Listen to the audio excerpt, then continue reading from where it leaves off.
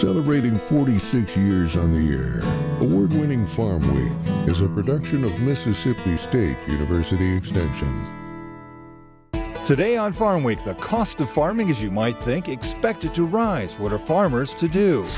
In southern gardening, deep in the heart of winter, these plants can still add a splash of color. Plus, a popular crop to the last drop, a coffee connoisseur tries the ultimate experiment, deep-fried coffee. And in our feature, one company literally getting its ducks in a row. Farm Week starts right now.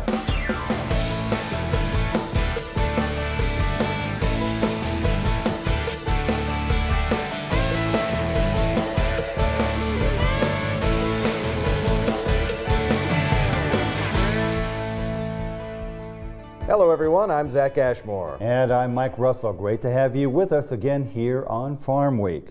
Needless to say, the cost of doing business has always been on the minds of producers, and now with margins thinner than ever, as natural gas trades at its lowest in nearly 2 years, the fallout on inputs appears to be short on relief. Peter Tubbs has more insight.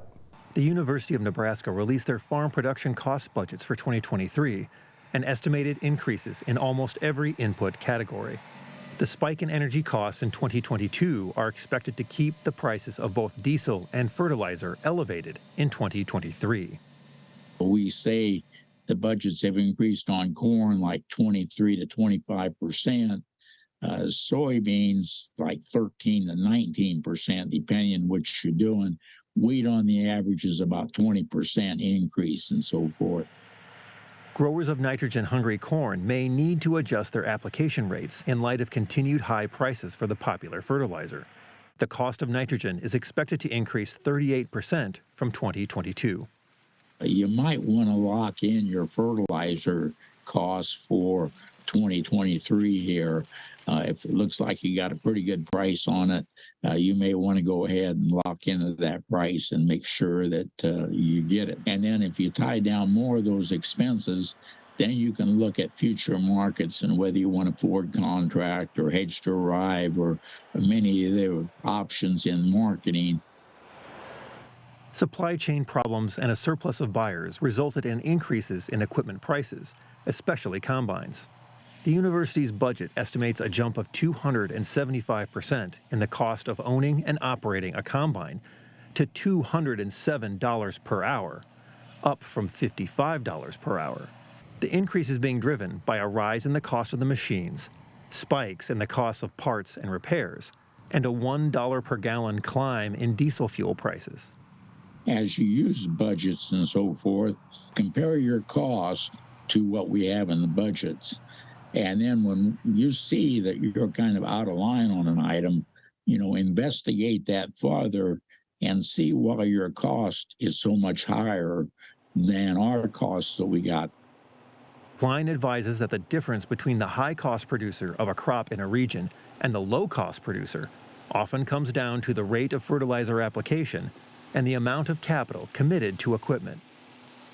Given the jump in expected input costs, the nation's farmers will likely face challenges to maintaining their margins in 2023.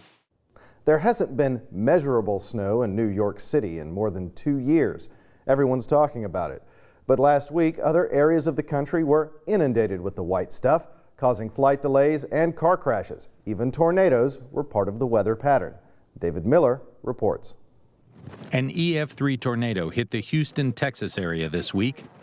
The destructive storm devastated the eastern suburbs of Pasadena and Deer Park as the National Weather Service confirmed the winds reached 140 miles per hour.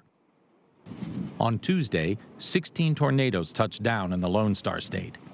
The system also brought more than 4 inches of rain. This area of central Alabama was in the path of severe weather. Residents took refuge in shipping containers, bathtubs, and sheds as the storm headed their direction. At least 9 people died in storms that cut across Alabama and Georgia. Flight delays were common in Detroit as heavy snow caused a full ground stop.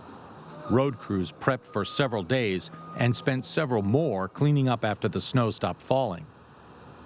A foot of snow in parts of Missouri and Arkansas knocked out power to more than 100,000 customers. There was another week of improving conditions in the drought monitor from the University of Nebraska. Soil moisture has increased by almost 2 points as areas from the west to the central Rockies were recharged by recent weather. However, long-term drought conditions persist in this part of the country. Above normal precipitation fell from the Mississippi Valley all the way to the East Coast this week as the West finally started to record lower rainfall amounts. As you may know, the EPA published its revised definition of the Waters of the U.S. rule, WOTUS. Ag groups immediately blasted the new measure as one that continues to create confusion for farmers over what is and is not controlled by the federal government. Once again, David Miller has more. The American Farm Bureau filed the lawsuit against the EPA Wednesday in the Southern District of Texas. 17 others, including the National Cattlemen's Beef Association, National Corn Growers, and the National Pork Producers, were joined by the petroleum industry, home builders, and realtors. The coalition wants the rule struck down because they believe it adopts an unworkable definition of WOTUS that conflicts with the Clean Water Act, the Constitution, and Supreme Court precedent. The suit claims previous exclusions were nullified in the final rule.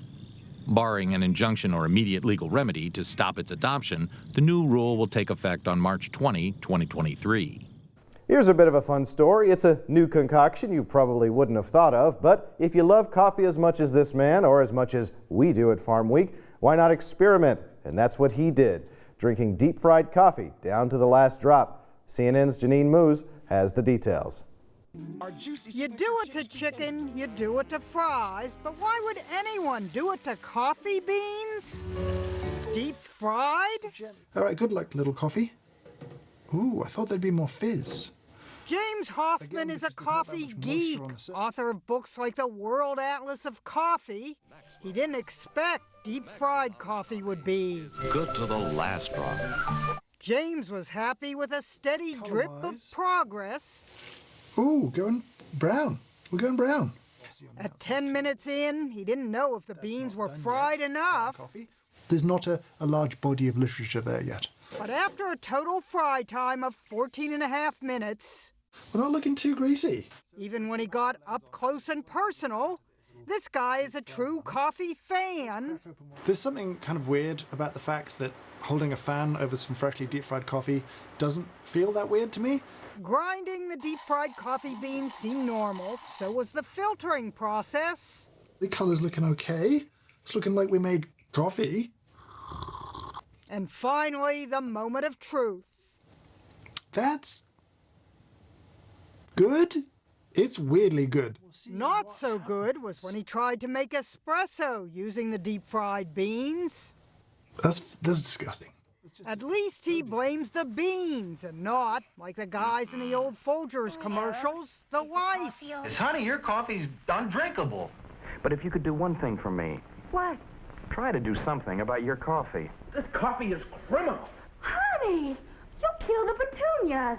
At least no petunias were harmed in the testing of deep-fried coffee. Jeannie Mose. It's not greasy, it's sort of soft and almost buttery. CNN. Rich, but not yucky and fatty and New York. Not too gassy, I would say. A little gas. Again, on the lighter side, if you're looking for that elusive splash of color in your landscape this time of year, look no further. In Southern Gardening this week, horticulturist Gary Bachman has the perfect plant to liven things up in a dark and dreary season, and it rhymes with jolly.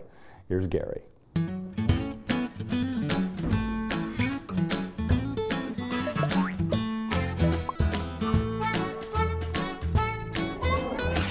I look forward every winter to those landscape plants that are beautifully decorated with their brilliant red berries. Let's take a look at a couple of my favorites. Savannah holly is a hybrid of the native American holly and has a natural pyramidal growth habit which is loose and open. This holly is versatile in the landscape and is used for specimens. These plants are moderately fast-growing shrubs and are actually small trees, reaching up to 35 feet tall. Savannah holly foliage is a dull light green with soft spines on the leaf edges. The real showstoppers are the berries from November through March. The tight clusters of berries are formed towards the ends of the branches. My other favorite is pyracantha, with its colorful berries that add beauty to any winter landscape. The botanical name for pyracantha literally means firethorn, for which it is commonly known. This plant certainly lives up to this name with the sharp and painful thorns on almost all of the branches. The arching branching habit is accentuated by the production of red-orange berries towards the ends. The heavy fruit clusters seem to drip off the branches. The fruit clusters are prominent from the late fall all the way through to the spring season. Pyracantha is suitable all across Mississippi. Both of these plants will supply colorful snacks for the birds all winter. I hope you enjoy nature's landscape decorations as much as I do. I'm horticulturist Gary Bachman, and I'll see you next time on Southern Gardening.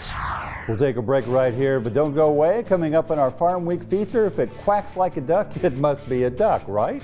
We literally get our ducks in a row, or rather one company in Indiana does, the state that became #1 in the nation, raising more than half the country's supply. We'll visit the Hoosiers state where farmers are handling challenges like water off a duck's back. And though duck meat is more popular in places like China, these guys are working to make the market all it's quacked up to be. That's coming up. Don't go away.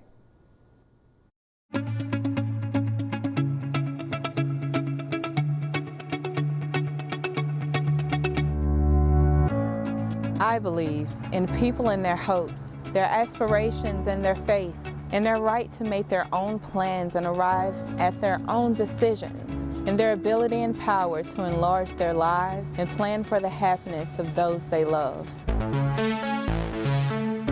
I believe that education, of which extension work is an essential part, is basic in stimulating individual initiative, self-determination, and leadership.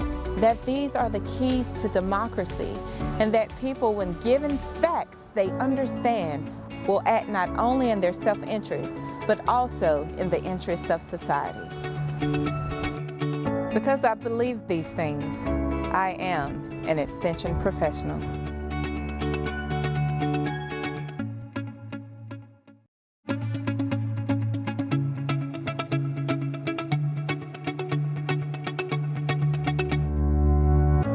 I believe in people and their hopes, their aspirations, and their faith.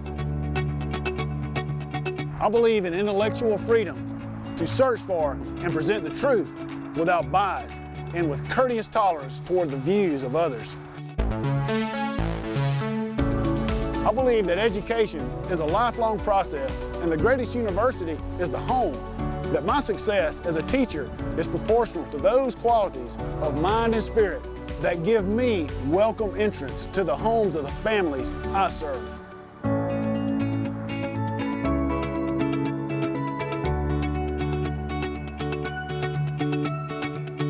Because I believe these things, I am an extension professional.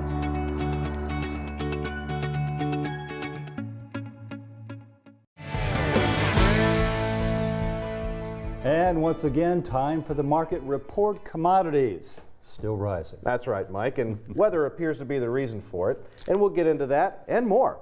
But first, the numbers. Still bullish, but for how long? And then, in our row report, we look at why prices still going up. And finally, a livestock report. Why are cattle and hogs coming along for the ride? So, commodity prices still rising, many reasons for it, weather chief among them. So, let's take a look. Last week's only loss, soybean oil down 1.35 cents. Seems it has to do with a correction based on biodiesel needs. Last week's biggest gain, lumber up $61.70. It's followed by wheat at 8.5 cents. As you can see, row crop gains not too dramatic. This week in our row report, we talk potential. That is, what potential pitfalls are we facing this year? According to market analyst Sean Hackett, and based on his research, it seems we're in for another drought year, which means prices could stay high. On top of that, with the Ukraine war escalating, seems grains are not dropping too low anytime soon. I think things are getting worse. We went from a period of hyper worry a year ago to mass complacency today. We had a period where they worked this corridor deal that allowed a lot of those above ground ending stocks to be coming out of Ukraine, ended the supply shortage for a while. But I actually think now they have to sell only what they're producing. We were talking with one of the largest producers there a week ago, 50% down in acres for the foreseeable future. I think the big shortage issue that the market traded a year ago is coming up later in 23. I think it's a big surprise, and the market's going to have to put some pricing back on. The reason everyone's feeling weather's going to improve mainly is because all the weather models and all the forecasters are saying El Nino is coming for spring, summer. El Nino means cool, wet weather for the U.S., which tends to produce record yields. We disagree. We did an analysis going back to 1850 for where we are with La Nina, Southern Oscillation Index, some of these other indicators, and found that the chances for a El Nino to arrive by spring, summer this year is very, very remote. We don't think it's going to happen. We think we're going to get more of a neutral reading, and droughts reemerging can happen if you have La Nina or neutral, and that's what a big change in our forecast. Our other forecast is an early start to the planting season. Means we get off to the gates good. As you said, we had some moisture this winter. People get all kind of bearish about the grain markets, but we think we could get a reemergence of this drought in the spring into the summer, and of course the corn market's the first one to really feel a renewed drought cycle. Remember 2012, we had a very nasty setback on early planting to only find, the market, going back up as drought emerged. We're really, really worried about drought this particular year because of a Gleisberg 89-year cycle that we've been following, that we verified for 11 centuries, that's coming up for 23, 24, 25, and it has to be a year that's not El Nino. So we're kind of really wanting to make sure our customers are thinking about and preparing for what could that look like, and how may they alter their cash marketing hedging. When we look out at the renewable diesel demand that's coming for bean oil later in the year into 24, and I look at the numbers, they don't work. They don't add up. We're talking about having 14 million more acres. Our exports having to drop significantly. How much are buyers going to let the new crop soybean prices go down when we're already in the 13s? I don't know. Everyone seems to be thinking there's, bearish soybeans. I just feel that once again, if we get an early start, soybean acres might be down, weather problems come back. I just think soybeans are likely more favorable at this point on the new crop than people are suggesting. In the livestock markets, we're also seeing a repeat of last year. Both cattle and hog prices slightly rising. What are the reasons for that? According to Sean Hackett, it looks short-term. In both hogs and cattle, I just don't think the demand is going to hold up. Even though the animals are thinning out, cattle and feed continues to show the cattle numbers coming down, I still feel there's a mismatch with demand versus supply, at least going into the second quarter. Once we get beyond that, and China has the reopening that we think is going to cause a boomerang for demand, and the effects of the Fed rate hikes kind of get in the rearview mirror. And of course, those animals continue to thin out. We're pretty optimistic the back half of 23 and 24, we could see that retention herd rebuilding cycle like 13, 14. I don't think we've quite turned yet. I think we're really, really close to doing it. I think, once again, the issue I have is if we're correct about drought coming back, there still could be a little more of that drought effect liquidating animals, and I want to be very careful about not, jumping the gun here. I'm really confident about drought coming back, and I think the more probabilistic forecast is to say later in the year is when that's really going to hit the road. Hog prices in China, which we watch very closely, have really started to rebound significantly. Cotton prices in China have really started to rebound very, very strongly. Stock market in China is up big. The Chinese currency up big. I think the capital is getting ready for this boomerang effect in the back half of 23. Obviously, pork demand is going to be beneficial to that. As much as we have not been really rebuilding the herd here, we still need Chinese demand to get the excess off the top. I have to believe we're going to start to see some kind of a movement in the upward direction as we approach the latter part of the year, but it's supply and demand, and if China's there with bated breath to buy, that excess or increase in the herd may not be a bearish factor. And that's it for a deeper look into the markets. Prices keep rising, and that's not entirely a good thing. Let's hope there's some turnaround or correction soon. Mike? Thank you, Zach. Time now for that story that, frankly, we may have had a little too much fun promoting the last couple of weeks. After all, those trying to make a profit operating in niche markets have had mixed results. But as Colleen Krantz reports in our feature story, a company in Indiana isn't exactly a sitting duck. Donald Wenzel, a feed mill owner who had worked as a trader at the Chicago Board of Trade, decided in the 1950s that the modest U.S. duck meat industry, then largely centered on New York's Long Island, was based in the wrong place. He thought it would make more sense to raise the birds on less expensive real estate in a place where the corn and soybeans used in the birds' feed was grown. So in 1958, Wenzel started Maple Leaf Farms. The first year that they were in operation, they raised probably a couple 100,000 head of ducks. Today we raise around 10 million ducks. We distribute those ducks in all 50 states and about 40 different countries around the world. Now based in Leesburg, Indiana, Maple Leaf, along with Culver Duck, a nearby competitor with company roots on Long Island, have helped push Indiana to the #1 spot in the nation when it comes to raising duck, selling 14.5 million a year as of 2017, almost 60% of the nation's total. Scott Tucker, grandson of Maple Leaf Farms founder Donald Wenzel, who died in 1968, says about 15% of the company's duck meat is exported to other countries whose citizens are bigger consumers of duck. But the company also sells eggs and ducks to hatcheries elsewhere in the world. Americans eat only an average of 1/3 of a pound of duck meat a year, whereas China's citizens eat an average of more than 8 pounds. The U.S. is ranked number 11th on the global scene as far as producers. The top duck producers in the world are China, the European Union, Myanmar, Vietnam, South Korea, and Taiwan. But despite being 11th as far as production, we are the 6th largest exporter of duck meat. Tucker says the U.S. public's misconception that farm-raised duck may taste gamey like wild duck has been a barrier to additional growth in the U.S. We use solely the white Pekin breed of duck. That's probably 90% of the ducks that are bred in the world.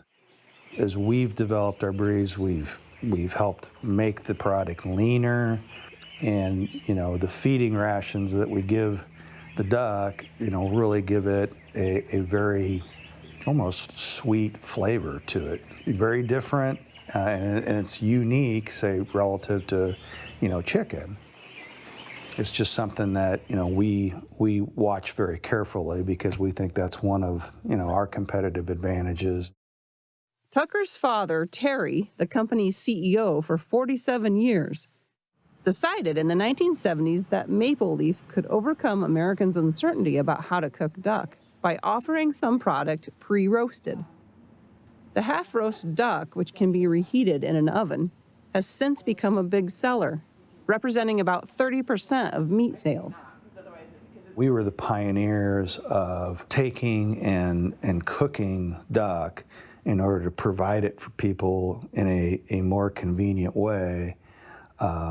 This was my father's innovation, and he was, I think, way ahead of his time when he did this. He built an entire facility back in 1975 to begin cooking ducks. Still, it's the restaurant industry that continues to purchase the majority, about 60%, of Maple Leaf's duck meat. As with many other industries, this meant the temporary COVID-related shutdown of so many restaurants in 2020 and 21 threw off normal operations at Maple Leaf. We needed to go into a major shift in terms of how we were producing, trying to shift more of those products into the retail trade. So we not only had to shift what it was going into, shift the packaging, develop new packaging, develop new products. Tucker believes labor will continue to be one of their biggest challenges going forward. We operate in Kosciuszko County here in Indiana, which has about a 2% unemployment rate, which basically means that anybody who wants to work is already working. While Maple Leaf was able to navigate the labor shortage that followed the pandemic by working with a company that arranges for international workers, Tucker thinks they will still need other long-term answers. The company installed some automation equipment in 2019, but has plans for more in the coming years. The way that we're looking at contending with that, like a lot of other poultry processors, is looking at automation, looking at ways that we can take our reliance on the workforce that may or may not show up today, out of the equation. We're always, getting a curveball from one day to the next, and you just learn how to hit the curve. Good advice for all of us, learn how to hit the curve. Well, next week, an extended version of a story we brought you a few weeks ago. The supply chain challenges of recent years actually sparked some creative responses, resulting in new ways for goods to get from one place to another. Shipping from the coasts has always been popular, but the Great Lakes region has turned into a new favorite. We'll visit Cleveland and Duluth, where smart operators make for savvy shipping. First-rate freight next time on Farm Week. Remember, if you missed a story, look for past episodes of Farm Week on our website at farmweek.tv. And don't forget to follow us on Facebook and YouTube as well. See you next week. Thanks for watching.